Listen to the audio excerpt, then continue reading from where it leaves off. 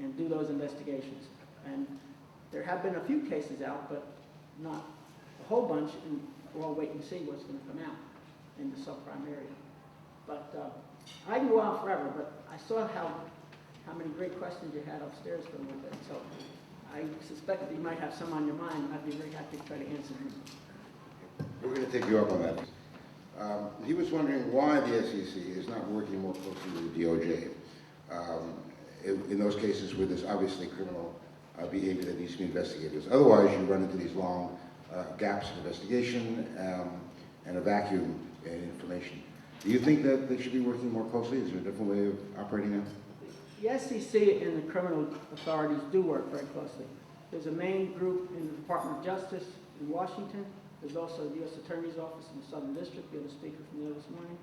And the Eastern District in Brooklyn, Newark, and all over the country. They're very strong offices. And a lot depends on the Department of Justice policy and how strongly they want to pursue white-collar crime. For a period there were no resources, meaning FBI agents. They were all busy with terrorism. And that's an important policy decision to say, we got to put FBI agents on terrorism, and we don't have time for white-collar right now. But I think now they're putting more resources back into white-collar issues. The vast majority of white-collar cases that the U.S. Attorney's offices bring are usually referrals from the SEC, because that's the SEC specialty. Pretty much what happens is, and people are warned when they come in, there's a form they get, that anything the SEC collects, testimony and documents, can be provided to criminal authorities. And so if the SEC staff sees what they believe to be criminal intent with regard to a matter, they will often pick up the phone informally and let the prosecutor know, we've got some stuff here, you ought to make an access request. It's pretty much routinely granted anytime the staff suggests to the U.S. Attorney's Office to ask for access. Access is given. So when I was running Boston, we had a matter where it was a pretty serious fraud in St. Louis. The local U.S. Attorney's Office said, we don't have the resources. Everybody's just too busy. We can't pursue this. And out of the budget for the SEC in the Boston office, I sent 2 lawyers and a paralegal to spend 2 weeks in St. Louis to try a criminal case. And you know what? I did not get a stat for that. Poor Boston, we lost a stat.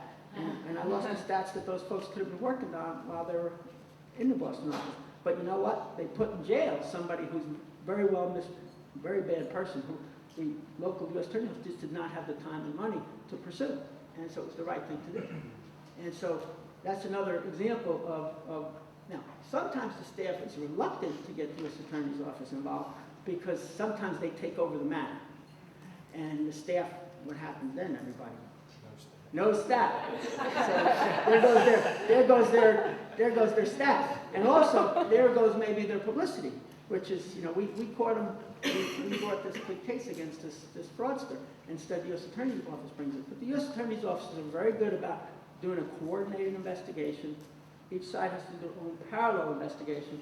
They have to be separate, but they might hold up and announce together. You'll often see so-and-so indicted, same day SEC brought a complaint against that same person. Bernie Madoff's auditor, a couple weeks ago, exactly. Indicted plus the SEC brought a complaint the same day.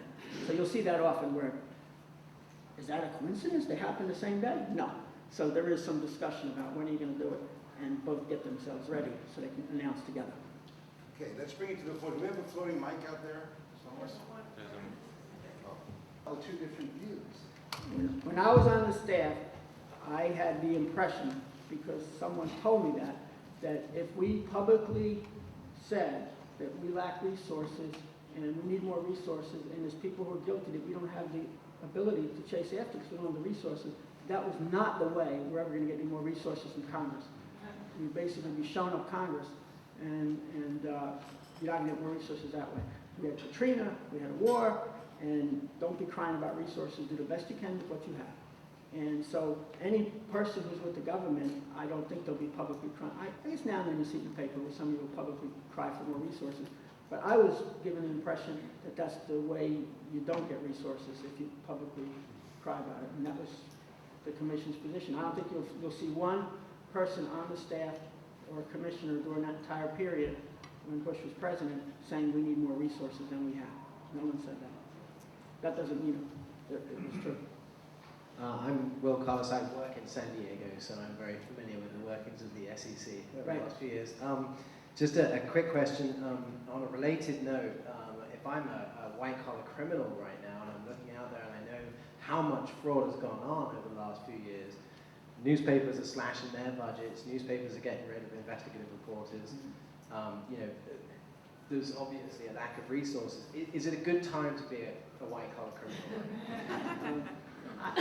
I think that there's two different types of white-collar criminals. One is a very calculated mathematical formula that goes on in their head. What is the likelihood I will be detected and caught? If I am caught, what punishment will be imposed on me and what will the cost to me be? And when is that coming? Is it going to be soon or is it going to be 10 years from now when in the next 10 years I could be enjoying myself?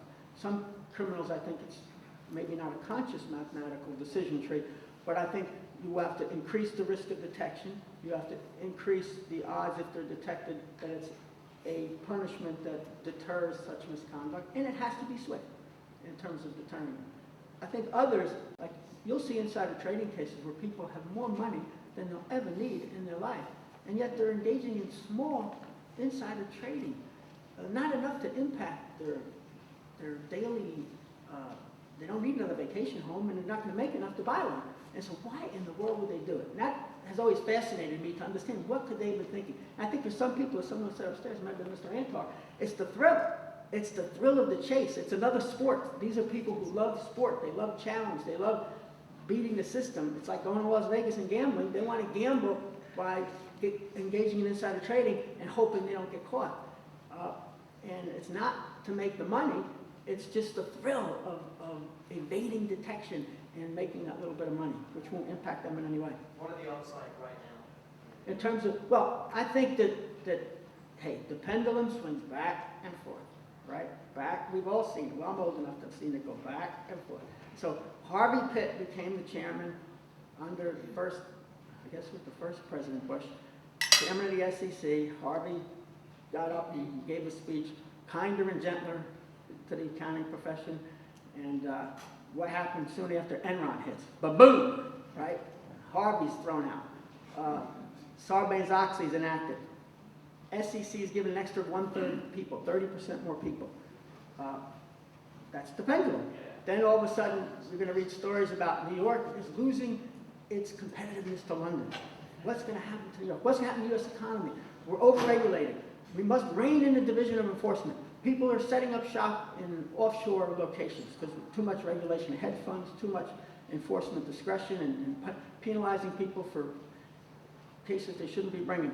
So a climate develops, and where Donaldson basically leaves, Cox comes in, no more this 3-2. We didn't see any more 3-2, whereas Donaldson joining with the two Democratic commissioners and voting 3-2 against the two other Republican commissioners. And we saw Chairman Cox trying to develop consensus on everything. Consensus, meaning let's all agree. And until we agree,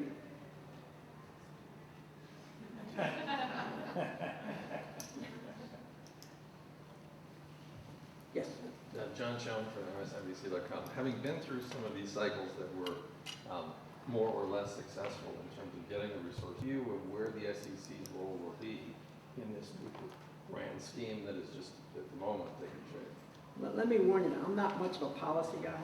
I'm a manager, I'm an advocate, I'm a lawyer, and so I don't have any secret answers on that sort of thing. But I will tell you that having spent 20 years in front of the staff of the SEC as a defense lawyer before I went to the commission, having spent 4 years with the staff, they're terrific people on the SEC staff. And I think that any shifting away, like the enforcement responsibilities to some other direction, would be a mistake. But you've heard it on Congress. Right. Well, I've seen talk about start with a clean sheet of paper and let's draw up what should be the regulator. That's not easy to do. And I think that, I think I saw just either this morning or yesterday, where Mary Shapiro, the new chairman, was saying how if you're going to have this systematic risk overseer, the idea of appointing one person, she didn't think was a good idea. She thought, looks like something like the President's Working Group, she thought would be a better idea, with SEC being at the table for that. And like I said, I'm not a policy guy, but that makes a lot of sense to me.